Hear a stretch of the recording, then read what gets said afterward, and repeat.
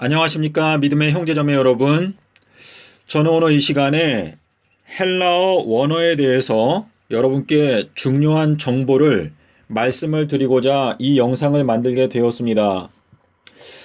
저희가 마태복음 21장 15절에 가면 성전 안에서 아이들이 호산나 하고 외치는 그러한 장면이 나오는데, 여기에 나타나 있는 아이들 이라고 하는 이 헬라어 단어가 파이스라고 하는 단어입니다. 그런데 마태복음 12장 18절에 나의 택한 종 예수 그리스도에 대해서 설명하는 이 말씀에서 역시 파이스라고 하는 단어가 사용이 되었습니다. 결론부터 말씀드리면 신약 성경에서 종이라고 하는 단어와 그리고 아이라고 하는 단어는 같은 헬라어 단어를 사용하고 있습니다. 사도행전 4장 27절에 거룩한 종 예수 그리스도라고 기록할 때 여기에도 파이스라고 하는 단어가 사용이 되었습니다.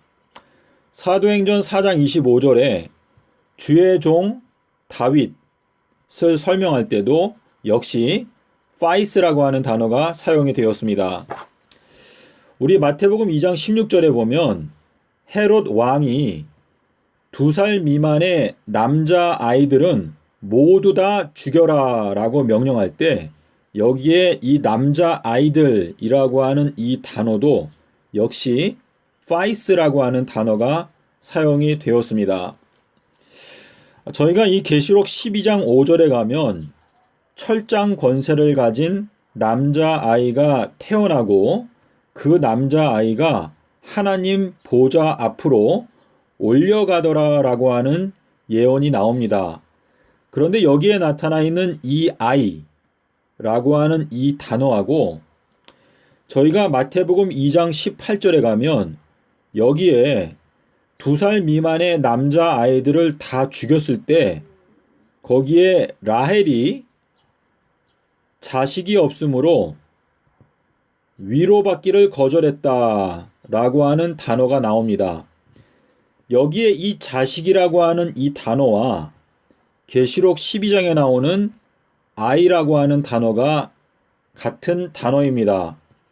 그런데 그 앞에 16절에서 남자 아이들 2살 미만은 모두 죽이라 라고 말할 때 이 16절에 나오는 이 단어가 바로 파이스라고 하는 단어입니다. 자, 그래서 저희가 이 계시록 12장과 마태복음 2장의 내용을 함께 종합해서 생각하게 되면 철장 권세를 가진 남자 아이라고 하는 이 뜻은 이 철장 남자 아이는 하나님의 종이다. 다시 말해서 철장 권세를 가진 종이라고 하는 뜻인데, 여러분께서 신약 성경을 읽으실 때 이 종이라고 하는 단어 또는 하인이라고 되어 있죠. 하인이라고 하는 단어는 아이라고 하는 단어와 같은 맥락에서 신약 성경을 읽게 되시면 여러분께서 이 내용을 좀 더 구체적으로 이해하실 수 있게 될 것입니다. 여러분께서 계시록과 사복음서를 함께 연구하시게 되면요, 2022년도는 예수님께서 나귀를 타고 오시고 이 2022년도에는 호산나 찬송하리로다, 이 호산나가 외쳐지는 해가 될 것인데, 이 호산나의 외침의 그 주체가 아이들이었다라고 말하고 있는데, 이 아이들이라고 하는 이 단어가 바로 하나님의 종들이다라고 하는 뜻입니다. 그래서 이 2022년도에 예수님께서 이제 나귀를 타고 오신다라고 하는 그 의미를 저희가 깨닫게 되면서 이제 예수님께서 재림전 7년에 이 추수를 하기 위해서 오신다라고 하는 이 내용을 깨닫게 될 때 2022년도에 호산나를 외쳐야 하는 그 사명을 감당하게 되는 사람들은 결국은 하나님의 종들이라고 하는 것을 이 성경이 말하고 있는 것입니다. 자, 그래서 여러분께서 저희들이 이 시대에 성령의 도움을 받고 진리의 말씀을 깨닫게 되면 저희들은 성령 안에서 한 가지 메시지를 전하게 될 것입니다. 그래서 저희가 2022년도에 예수님께서 과연 나귀를 타고 오시는데 호산나 외침을 해야 하는 그 사명은 바로 하나님의 종들. 근데 이 종들에 대해서 마태복음에서는 아이들이다라고 설명을 해 놓은 것입니다. 자, 그래서 믿음의 형제자매 여러분, 저희들은 이 지구 역사의 가장 엄숙한 때에 와 있고 지금 예수님께서는 추수꾼들을 찾고 계십니다.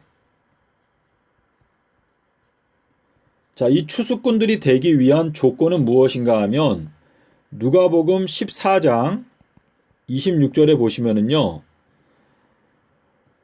너희가 부모와 또 처자와 또 형제를 미워하라 그랬습니다. 미워하라.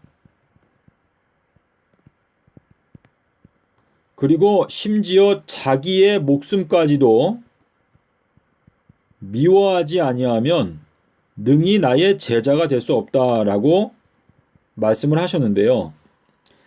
저희가 예수님의 제자가 될 수 있는 조건은 예수님께서 우리를 위하여 목숨을 버리신 것처럼 우리들도 예수님을 위하여 목숨을 버릴 결심을 하고 예수님을 따라가지 아니하면 예수님의 제자가 될 수 없다라고 하는 의미가 되는 것입니다.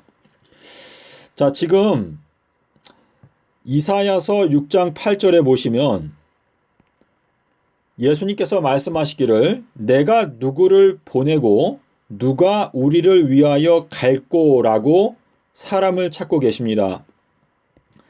근데 하나님께서 이 마지막 때 찾고 계시는 사람은 엘리야 그리고 두 증인 그리고 14만 4천을 찾고 계시는데요. 지금 이 마지막 주님의 사명을 감당할 이 무리들의 특징은 예수 그리스도를 위하여 목숨을 바칠 각오를 하는 자들,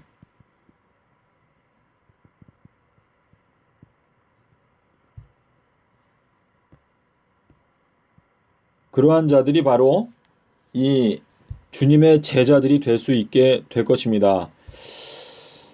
자, 믿음의 형제자매 여러분, 저희들은 이 지구 역사의 가장 마지막에 와 있고 하나님께서는 이 천국은 침노하는 자의 것이다 라고 말씀하셨습니다.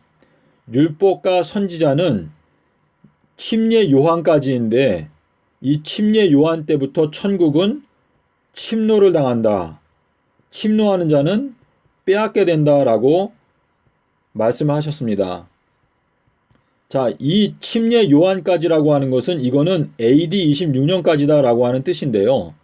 이 AD 26년까지라고 하는 이 말씀이 이 마지막 때에는 2022년도까지다라고 하는 뜻입니다.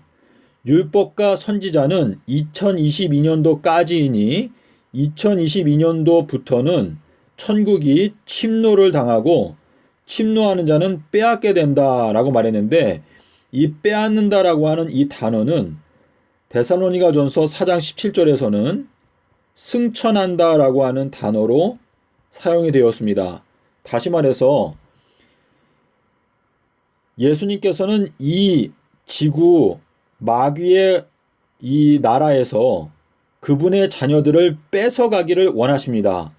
예수님께서는 강한 자인데 그분께서 그분의 자녀들을 뺏어가려고 할 때 그 자녀들이 열심히 침노하는 그러한 정신을 나타낼 때 결국은 그러한 자녀들을 예수님께서 마귀에게서부터 빼앗아 갈 수 있다, 승천시킬 수 있다 라고 하는 의미가 되는 것입니다. 자, 그래서 저희가 아는 대로 지금 1260일 동안에 비가 오지 않는 것은 2023년도에 시작합니다. 자, 그래서 저희가 지금 이 마지막 때 하나님께서는 우리 각자에게 사명을 맡기시는데, 우리 각자가 우리의 사명을 잘 감당할 때 하나님의 뜻은 이루어지게 될 것입니다.